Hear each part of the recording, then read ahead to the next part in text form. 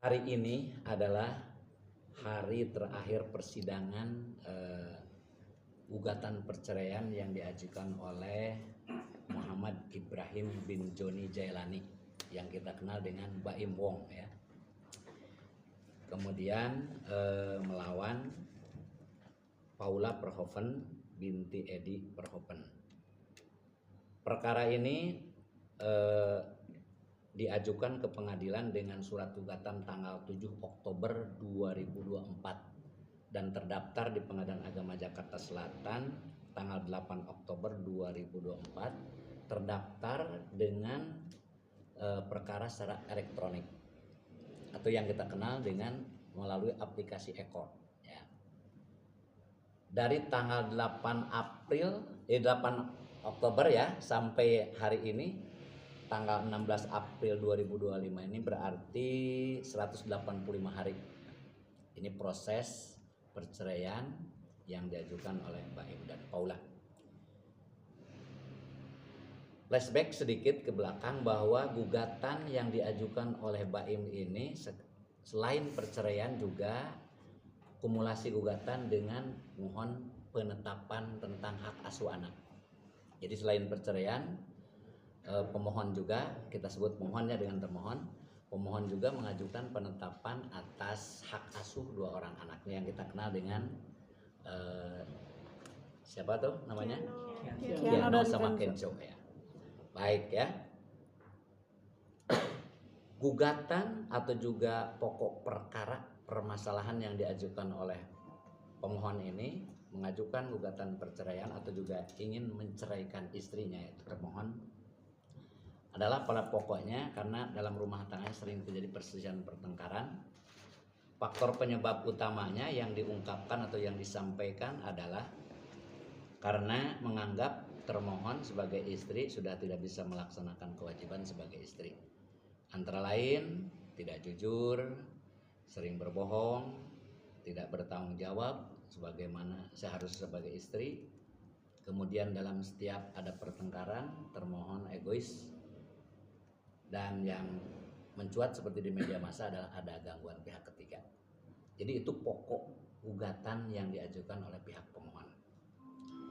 Terhadap dalil gugatan permohonan pemohon tersebut, pihak termohon membantah. Jadi secara garis besar membantah. Kecuali yang diakui oleh termohon adalah adanya perpisahan tempat tinggal, yaitu sejak tanggal 1 April 2024. Dan yang kedua berkaitan dengan anak yang selama ini tinggal dengan termohon sejak September 2024 itu tinggal dengan pemohon ya, dan sampai sekarang. Jadi itu pokok dari jawab menjawab yang pada intinya dibantah oleh termohon, hanya mengakui tentang perpisahannya saja. Kemudian dalam proses persidangan yang pembuktiannya ini cukup panjang gitu ya.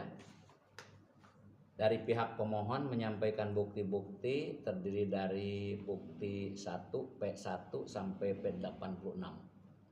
Jadi ada 86 bukti, kemudian 9 orang saksi fakta dan 3 orang saksi ahli dari pihak pemohon.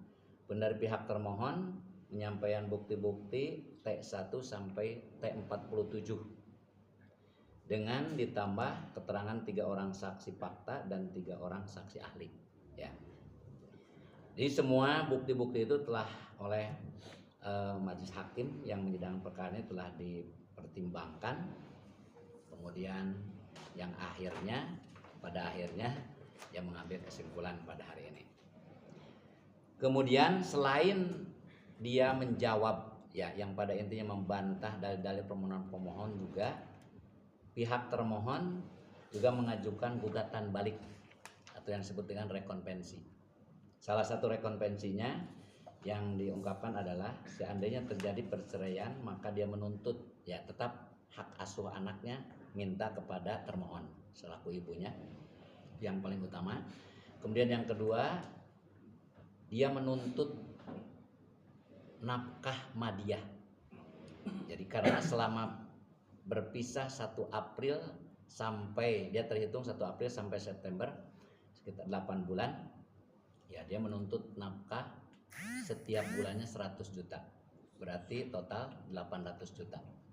Kemudian dia menuntut mut'ah sebagai istri yang akan diceraikan adalah berupa uang sejumlah 3 miliar. Ya, kemudian menuntut nafkah selama idah.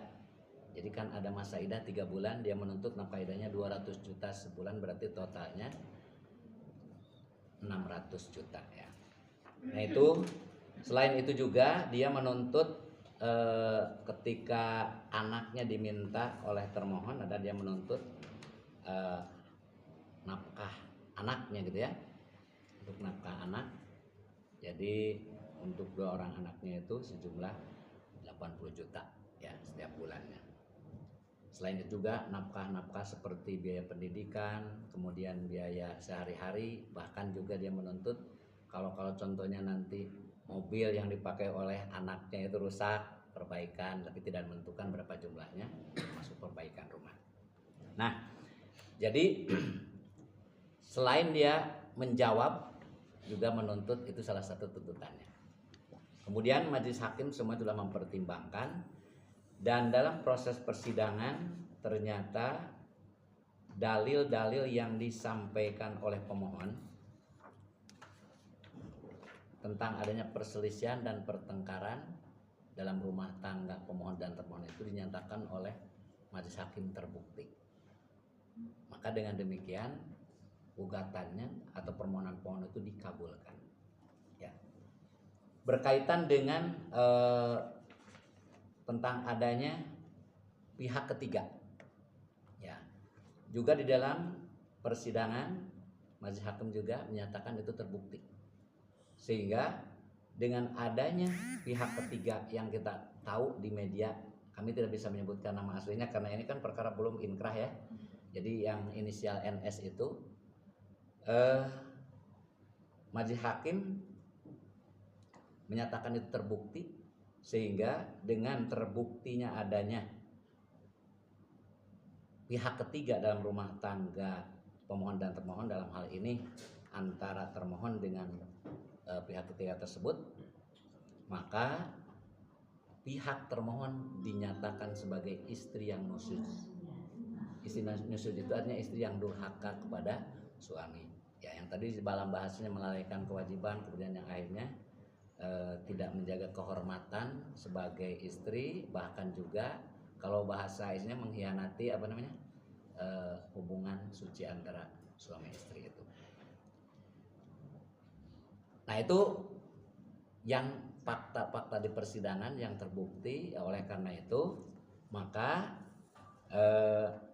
dengan dinyatakannya termohon sebagai istri yang nusyuz, maka hak-hak sebagai istri yang akan diceraikan dengan tadi untuk mendapatkan nafkah idah, nafkah madiah, nah itu secara otomatis maka dia dinyatakan tidak berhak, karena dalam ketentuan kompilasi hukum Islam pasal 149 huruf B itu jelas sekali, istri yang diceraikan itu berhak untuk nafkah, baik nafkah madiah atau nafkah idah, itu dengan syarat kalau tidak berlaku nusyuz. Jadi ketika dinyatakan terbukti nusyuz maka dia tidak punya hak. Tetapi dalam pasal 149 huruf A-nya itu dinyatakan bahwa tetap dia punya hak untuk mendapatkan mut'ah. Oleh karena itu maka pengadilan atau dalam hal ini majelis hakim yang menjangkan hanya mengabulkan tentang mut'ah. Itu gambaran proses persidangan. Oleh karena itu maka putusan majelis hakim pada garis besarnya dengan gambaran seperti itu bisa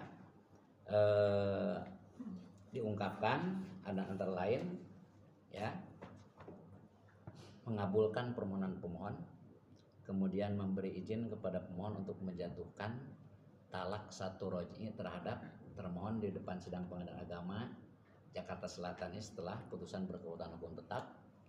Kemudian berkaitan dengan nafkah, berkaitan dengan hak asuh anak, majelis hakim menentukan bahwa karena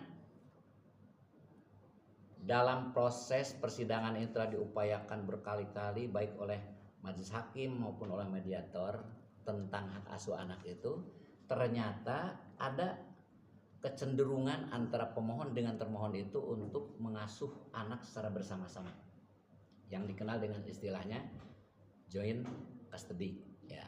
Jadi bersama-sama antara pemohon dan termohon. Hanya saja waktu mediasi itu ada usulan dari pihak termohon, dia minta 6 bulan pertama di termohon, kemudian 6 bulan berikutnya di pemohon. Nah, di dalam putusan majelis hakim ini hampir mirip, hanya saja tentang waktunya ya. Tentang waktunya majelis hakim menentukan tidak 6 bulan tetapi 2 minggu. 2 minggu pertama di termohon, kemudian 2 minggu berikutnya di pemohon. Mengingat berbagai macam pertimbangan, karena memang kondisi anak kalau terlalu lama juga mungkin bagaimana gitu ya. Itu salah satunya. Jadi itu gambaran tentang hak asuh anaknya. Sehingga tentang hak asuh anak ini ditetapkan bahwa menetapkan anak yang bernama Kiano Tigerwong dan Kenzo L. Dragowong itu berada di bawah pemeliharaan bersama ya, atau joint custody oleh pemohon dan termohon ya, dengan setelah putusan yang berkekuatan tetap dengan ketentuan 2 pekan pertama dengan termohon dan 2 pekan keduanya berikutnya dengan pemohon, terus bergantian seperti itu untuk mendekatkan antara kedua orang tuanya. Kemudian kaitannya dengan gugatan balik ya, sebanyak tadi digambarkan, maka pihak termohon ditetapkan untuk mendapatkan atau memperoleh mut'ah atau memerintahkan kepada pemohon sebagai suami yang menceraikan istri itu memberikan mut'ah dengan berbagai macam pertimbangan yang mungkin tidak perlu diungkapkan di sini oleh majelis hakim. Maka ditetapkanlah mut'ah termohon selaku istri yang diceraikan oleh pemohon itu berupa uang sejumlah 1 miliar rupiah. Itu hasil dari putusan majelis hakim yang hari ini diupload ya, diupload secara ekot. Kalau tidak ada kendala secara jaringannya itu, para pihak pemohon dan termohon bisa menerimanya hari ini. Tetapi kalau ada gangguan, pokoknya hari ini masuk, berarti lebih duluan media yang tahu gitu ya. Gitu ya. Ya bisa gitu, bisa terjadi.